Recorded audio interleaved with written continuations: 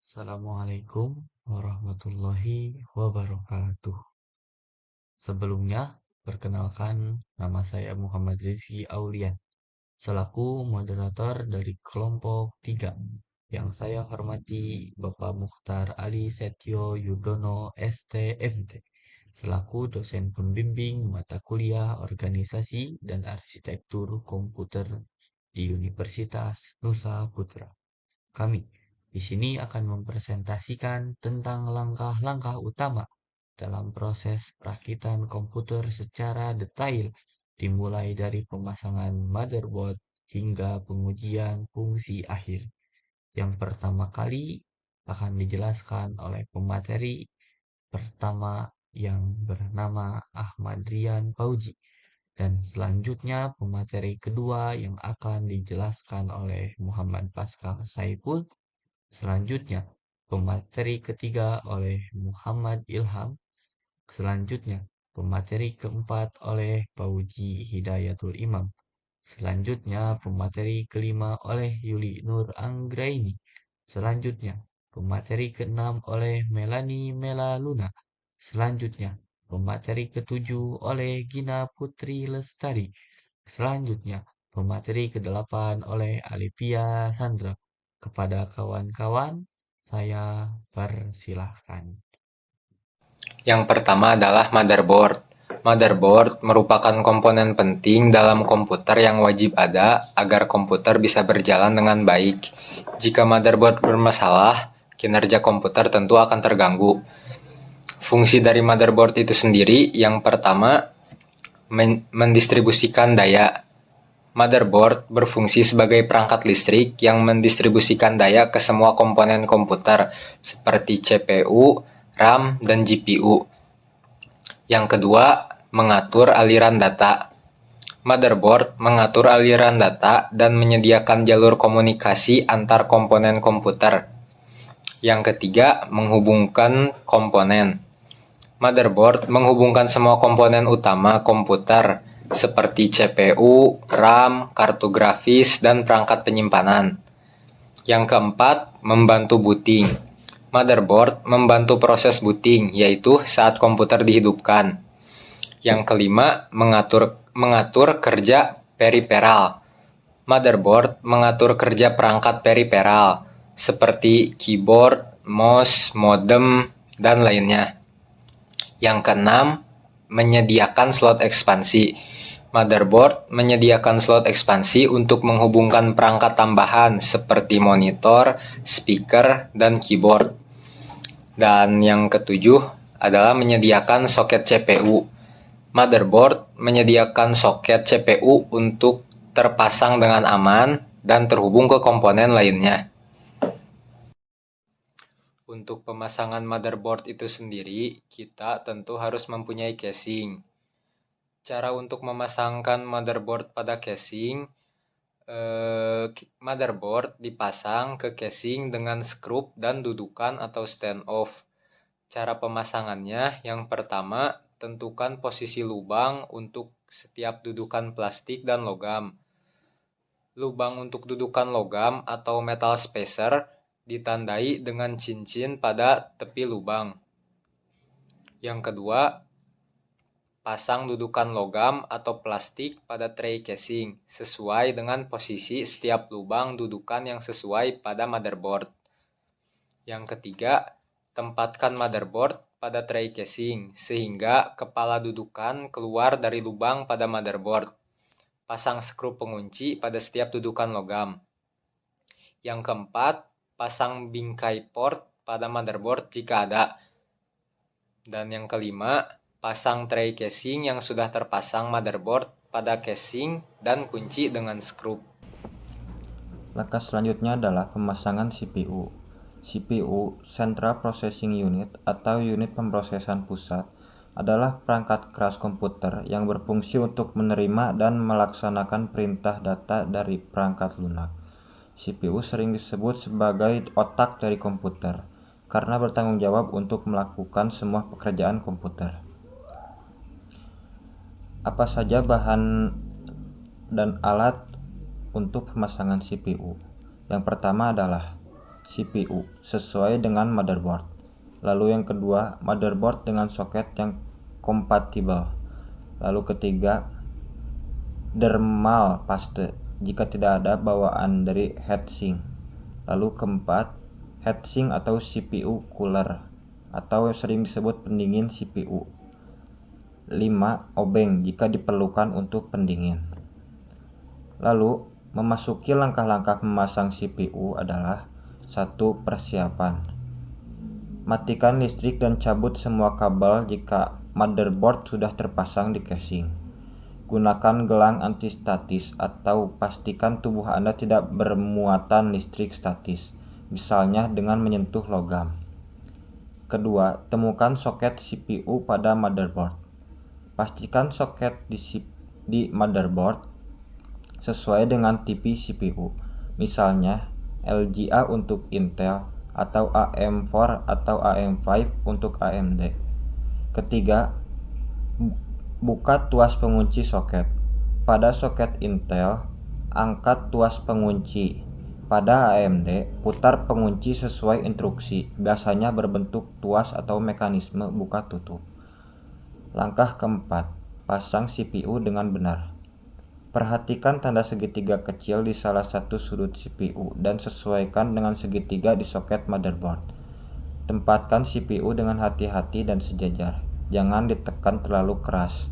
Jika pas, CPU akan masuk tanpa hambatan. Langkah kelima, kunci soket. Turunkan tuas pengunci hingga terkunci dengan aman. Langkah keenam, oleskan thermal paste jika diperlukan. Jika heatsink Anda tidak memiliki thermal paste bawaan, oleskan setitik kecil seukuran biji beras di tengah permukaan CPU. Langkah ketujuh, pasang heatsink atau pendingin.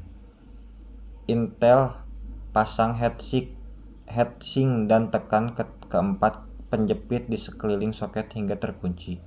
AMD, sambungkan briket dan kencangkan dengan obeng, tergantung tipe pendingin. Langkah ke-8, sambungkan kipas ke motherboard. Cari header bertuliskan CPU_fan di motherboard, lalu sambungkan kabel kipas ke port tersebut. Langkah terakhir, 1. Pastikan semuanya terpasang dengan baik dan kokoh. Kedua, jika motherboard sudah di luar casing, Anda bisa melakukan uji coba sebelum memasang kembali ke dalam casing. Ketiga, setelah uji coba berhasil, biasanya dengan post sukses, pasang motherboard ke casing dan sambungkan kabel PSU. Dengan langkah ini, CPU Anda seharusnya sudah terpasang dengan benar. Selalu cek panduan manual CPU dan motherboard untuk memastikan tidak ada kesalahan khusus pada tipe hardware Anda. Baik, langkah selanjutnya yaitu RAM. Apa itu RAM? RAM atau Random Access Memory adalah jenis memori komputer yang digunakan untuk menyimpan data dari sebuah program atau aplikasi saat perangkat diaktifkan. RAM dengan berkapasitas besar menjamin performa yang sangat cepat dan minim mengalami lag. Dengan begitu, kamu tidak usah khawatir untuk menjalankan banyak aplikasi atau program jika RAM yang kamu gunakan berkapasitas besar. RAM dirancang untuk fokus mendukung perangkat dapat berjalan optimal, khususnya dari segi pengoperasian aplikasi. Fungsi utama RAM yaitu penyimpanan data sementara, jadi hanya menyimpan data yang aktif digunakan oleh aplikasi dan sistem operasi. Lalu RAM juga untuk memproses data dengan cepat. Semakin besar kapasitas RAM, semakin cepat komputer dalam memproses data. Bagaimana sih memilih jenis RAM yang tepat untuk gaming? Untuk memilih jenis RAM yang tepat untuk gaming, maka diperlukan RAM yang berkapasitas besar. Saya merekomendasikan untuk menggunakan RAM DDR4 atau DDR5 dengan frekuensi clock yang tinggi, misalnya memiliki 3200 mHz atau lebih. Untuk ukuran RAM-nya minimal untuk gaming itu 16 GB, namun secara idealnya kamu harus memilih yang 32 GB atau lebih untuk game-game modern saat ini karena memerlukan banyak resource. Cara pemasangannya yang pertama itu lepaskan koneksi kabel daya dari sistem dan cabut kabel panel belakangnya. Lalu matikan komputer dan pastikan tidak ada arus listrik yang mengalir. Jika tidak, kamu bakal kesetrum. Copot panelnya biasanya di bagian kiri untuk memberi akses penuh ke interior komputer. Lalu temukan slot RAM-nya di sebelah prosesor. Jika ada RAM yang lama, maka keluarkan dengan menekannya ke atas pada ujung slot. Tarik stik memori perlahan-lahan hingga keluar dari slotnya. Jika sudah tercopot RAM yang lama, lalu masukkan RAM yang baru. Caranya harus berhati-hati. Sejajarkan takik di bawah RAM dengan celah di slot pada motherboard. Memasukkan RAM dengan cara condong ke depan secara perlahan ke dalam slotnya. Lalu tekan dengan kuat dan merata pada atas RAM-nya sampai berbunyi klik. Maka dengan begitu RAM sudah terpasang dengan kokoh. Ketika sudah merasa yakin terpasang dengan benar, lalu coba testing, sambungkan kembali semua kabelnya, lalu nyalakan komputer dan coba boot sistem. Jika pemasangannya benar, silakan coba untuk bermain game-game berat dan bandingkan hasilnya dengan RAM yang sebelumnya. Langkah selanjutnya yaitu pemasangan GPU. GPU atau Graphic Processing Unit adalah komponen utama dalam komputer yang bertanggung jawab untuk menangani rendering grafis dan video. GPU sangat penting dalam tugas-tugas intensif grafis seperti gaming, desain grafis, video editing, dan komputasi berbasis AI. Ada juga fungsi dari GPU. Yang pertama yaitu rendering grafis. GPU bertanggung jawab untuk merender gambar, video, dan animasi. Ini penting untuk tampil visual yang halus, terutama dalam game atau aplikasi desain grafis. Kedua, memproses data paralel. GPU dirancang untuk melakukan komputasi paralel dalam jumlah besar. Hal ini sangat berguna dalam aplikasi seperti machine learning, komputasi ilmiah, dan simulasi fisika yang membutuhkan pemrosesan data dalam jumlah besar. Ketiga, meningkatkan kinerja gaming. Bagi gamers, GPU adalah komponen vital karena membantu memproses grafik 3D yang kompleks dalam game modern dengan resolusi dan frame rate yang tinggi. Keempat, editing video dan rendering 3D. Bagi desainer atau editor video, GPU mempercepat rendering 3D dan video sehingga proses editing dan produksi lebih efisien. Kelima, mendukung multi-monitor. Banyak GPU yang mendukung pengaturan multi-monitor, memungkinkan pengguna untuk menghubungkan beberapa layar ke komputer mereka. Jadi dengan demikian, GPU adalah komponen penting untuk aplikasi yang memerlukan kinerja grafis tinggi atau pemrosesan paralel. Ada juga langkah-langkah pemasangan GPU. Yang pertama, matikan komputer dan cabut semua kabel. Sebelum mulai, pastikan komputer dalam keadaan mati dan cabut semua kabel dari stop kontak untuk keamanan. Yang kedua, buka casing komputer. Lepaskan skrup atau pengunci yang mengamankan panel samping casing. Kemudian, buka panel untuk mengakses komponen internal. Ketiga, temukan slot PCIe. Cari slot PCIe X16 pada motherboard. Slot ini biasanya terletak di dekat bagian bawah motherboard dan berwarna berbeda dari slot lainnya. Yang keempat, lepaskan penutup slot PCIe. Pada bagian belakang casing, lepaskan penutup logam di tempat GPU akan dipasang. Ini memungkinkan port GPU muncul di luar casing. Kelima, masukkan GPU ke slot PCIe. Pegang GPU dengan hati-hati, sejajarkan pin GPU dengan slot PCIe, dan tekan perlahan hingga terkunci. Pastikan GPU terpasang rata dan kokoh. Langkah keenam, kunci GPU. Pasang kembali skrup atau pengunci untuk mengamankan GPU di tempatnya, terutama di bagian yang menempel pada casing. Langkah ketujuh, sambungkan kabel daya ke GPU jika diperlukan. Jika GPU Anda membutuhkan daya tambahan, sambungkan kabel daya dari PSU ke port daya pada GPU, biasanya menggunakan konektor 6 pin atau 8 pin. Langkah ke-8, tutup kembali casing komputer, pasang kembali panel casing dan kencangkan dengan skrup. Langkah ke-9, sambungkan monitor ke GPU. Sambungkan kabel monitor ke port yang sesuai pada GPU, bukan di port bawaan motherboard. Langkah ke-10, nyalakan komputer. Sambungkan kembali kabel daya dan nyalakan komputer. Pastikan GPU terdeteksi dengan benar oleh sistem operasi. Langkah terakhir, install drive GPU. Setelah masuk ke desktop, download dan install drive terbaru untuk GPU dari situs resmi produsen, NVIDIA atau AMD, untuk memastikan performa yang optimal.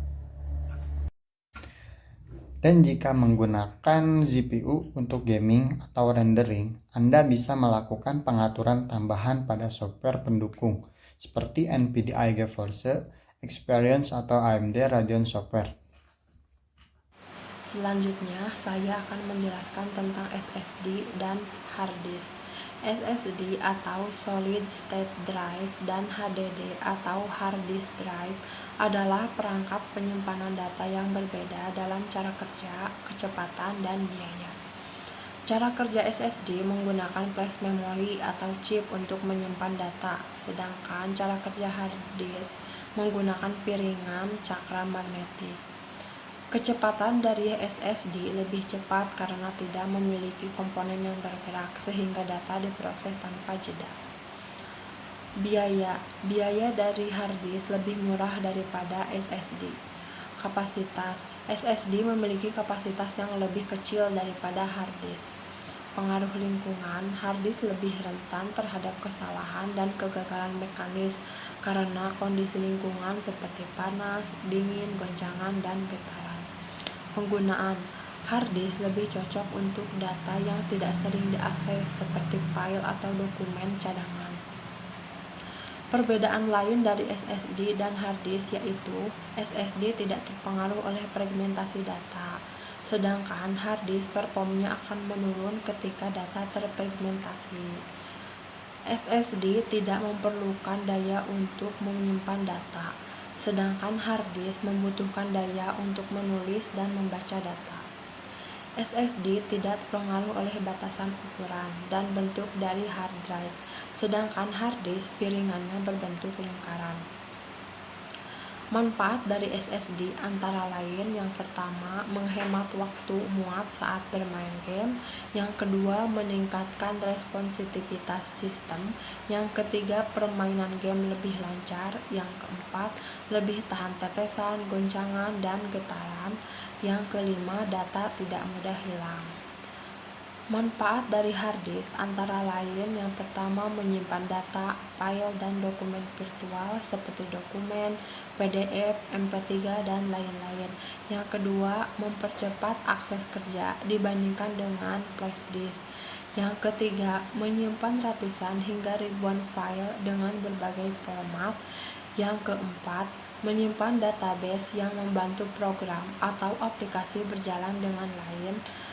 Yang kelima, sebagai media penyimpanan sekunder atau hard disk dapat menyediakan ruang tambahan untuk menyimpan data yang tidak muat di SSD utama. Yang keenam, hard disk seringkali lebih murah daripada SSD untuk jumlah penyimpanan yang sama. PSU atau Power Supply Unit adalah komponen yang sangat penting dalam perangkat komputer dan elektronik lainnya. PSU berfungsi untuk mengubah arus listrik dari sumber listrik seperti stop kontak menjadi voltage yang sesuai dan stabil untuk digunakan oleh komponen-komponen dalam sistem komputer. PSU menyediakan daya untuk berbagai komponen seperti CPU, kartu grafis, dan perangkat penyimpanan. Fungsi utama PSU yang pertama yaitu konversi tegangan. PSU mengubah tegangan AC atau arus bolak-balik dari sumber listrik menjadi tegangan DC atau arus searah yang diperlukan oleh komponen komputer. Biasanya PSU menghasilkan beberapa level tegangan DC. Yang kedua yaitu stabilitas daya. PSU memastikan bahwa daya yang disuplai stabil dan dapat diandalkan, mencegah fluktuasi yang bisa merusak komponen. Yang ketiga yaitu distribusi daya. PSU mendistribusikan daya ke berbagai komponen melalui kabel dan konektor yang sesuai. Yang keempat yaitu perlindungan. Banyak PSU dilengkapi dengan fitur perlindungan seperti voltage protection dan lain sebagainya. Oke, jenis-jenis PSU. Yang pertama ada PSU modular, yang kedua PSU semi modular, yang ketiga PSU non modular. Jadi, PSU adalah bagian yang sangat penting dalam sistem komputer yang memastikan semua komponen mendapatkan daya yang diperlukan untuk berfungsi dengan baik. Memilih PSU yang tepat sangat penting untuk kinerja dan keandalan sistem secara keseluruhan. Casing komputer atau casing CPU merupakan komponen komputer perangkat keras terluar di mana fungsi casing komputer yaitu sebagai tempat-tempat meletakkan dan memisahkan komponen utama komputer seperti unit pemrosesan dan unit penyimpanan. Berikut langkah-langkah proses pemasangan casing komputer dalam proses perakitan komputer. Yaitu yang pertama, siapkan alat dan bahan seperti casing komputer, obeng, komponen yang akan dipasang, motherboard, CPU, power supply, RAM, kartu grafis, hard disk, kipas pendingin, dan lain-lain. Kabel-kabel yang diperlukan, kabel power, kabel SATA, dan kabel lainnya. Yang terakhir ada alat anti-statis untuk menghindari kerusakan akibat statistik. Langkah kedua, buka casing, lalu lepaskan panel samping menggunakan obeng untuk membuka skrup pada panel samping casing. Biasanya terdapat 2 panel samping yang bisa dilepas. Langkah ketiga, pasang power supply. Posisikan PCU di tempat yang disediakan di dalam casing, biasanya di bagian bawah atau atas. Lalu kencangkan PCU menggunakan skrup yang disertakan dengan casing. Langkah keempat, instalasi motherboard. Pasang I/O shield untuk port-port motherboard yang harus dipasang di bagian belakang casing sebelum motherboard dipasang. Lalu, pasang motherboard stand off untuk mencegah motherboard bersentuhan langsung dengan casing. Pasang stand off pada posisi yang sesuai dengan lubang skrup pada motherboard. Lalu letakkan motherboard di atas stand off dan kencangkan dengan skrup. Langkah yang kelima, pasang CPU, RAM, dan pendingin CPU. Tempatkan CPU pada soket yang sesuai di motherboard. Pastikan pin sesuai, lalu kunci dengan mekanisme pengunci. Pasang RAM ke slot pada motherboard. Tekan hingga pengunci di sisi slot mengunci secara otomatis. Lalu, tempatkan pendingin CPU di atas CPU dan kencangkan lalu sambungkan kabelnya ke header kipas CPU di motherboard. Langkah ke-6, pasang penyimpanan atau SSD. Tempatkan perangkat penyimpanan di slot yang sesuai di casing, lalu kencangkan dengan skrup atau klip. Sambungkan kabel data SATA dari SSD ke motherboard dan kabel power dari PSU ke SSD. Langkah ke-7, pasang kartu grafis jika ada. Buka penutup slot PCIe pada bagian belakang casing yang sesuai dengan lokasi kartu grafis di motherboard. Lalu masukkan kartu grafis ke dalam slot PCIe di motherboard dengan hati-hati, lalu kencangkan dengan skrup di bagian belakang casing. Langkah ke-8, sambungkan kabel PSU ke komponen. Sambungkan kabel power 24 pin dari PSU ke motherboard. Kabel CPU menghubungkan kabel power 4 pin atau 8 pin dari PSU ke soket CPU pada motherboard. Lalu sambungkan kabel power dari PSU ke SSD. Langkah ke-9, menyambungkan kabel panel depan, yaitu sambungkan kabel-kabel panel depan dari casing ke motherboard sesuai diagram yang terdapat di manual motherboard. Langkah ke-10, pasang casing kipas. Jika casing kalian memiliki kipas, sambungkan kabel kipas casing ke header kipas yang tersedia di motherboard atau ke PSU jika menggunakan konektor Molex. Yang ke-11, manajemen kabel. Rapikan kabel menggunakan zip-tie untuk menghindari kekacauan kabel yang bisa mengganggu aliran udara. Tempatkan kabel di bagian belakang tray motherboard jika memungkinkan untuk membuat bagian dalam casing lebih rapi. Langkah yang ke-12, tutup casing. Setelah semua komponen terpasang dan kabel dirapikan, pasang kembali panel samping casing, lalu kencangkan skrup dengan obeng untuk memastikan panel terpasang dengan aman.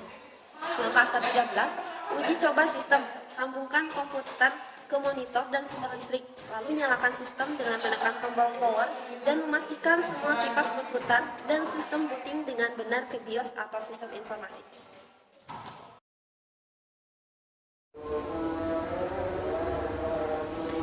Langkah selanjutnya adalah memasang color pada komputer. Color ini sangat penting untuk menjaga stabilitas dan keandalan sistem pada komputer. Fungsi utama color pada komputer adalah yang pertama untuk menjaga suhu. Color mencegah overheating dalam mengalirkan udara dingin dan membuang udara panas, menjaga suhu komponen dalam batas yang aman. Yang kedua ada meningkatkan kinerja komponen pada komputer. Dengan suhu yang lebih rendah, komponen dapat beroperasi lebih efisien yang meningkatkan kinerja keseluruhan sistem. Yang ketiga, untuk memperpanjang umur komponen. Suhu yang terlalu tinggi dapat merusak komponen. Dengan adanya color ini, yang fungsinya untuk mendinginkan komponen dapat membantu memperpanjang umur perangkat keras. Yang terakhir, fungsinya adalah untuk mengurangi kebisingan. Cooler yang dirancang dengan baik dapat mengurangi kebisingan yang dihasilkan oleh kipas.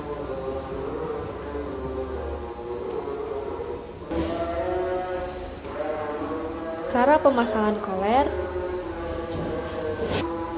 Langkah yang pertama adalah pastikan komputer dalam keadaan mati dan cabut kabel listrik. Buka casing komputer untuk mengakses motherboard. Oleskan sedikit thermal paste di tengah CPU.